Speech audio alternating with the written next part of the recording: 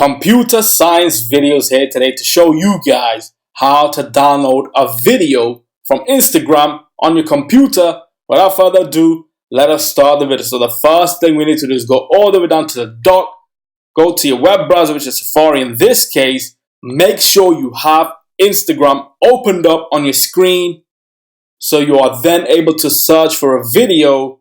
For this video, we will be using our own video. Click on the video you wish to download. I'll click on this, and then we need to copy the URL itself.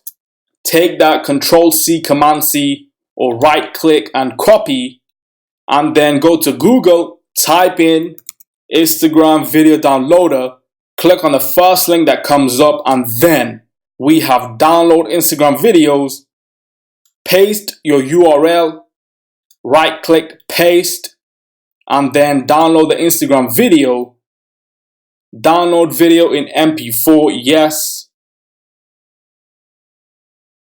The video has already been downloaded. Now to download this to your computer, right click, download video as, and then change the name, Command Z. We need .mp4. Remove the name, video.mp4 desktop, save. Go to the downloads, go to my desktop, minimize this. The video has been downloaded.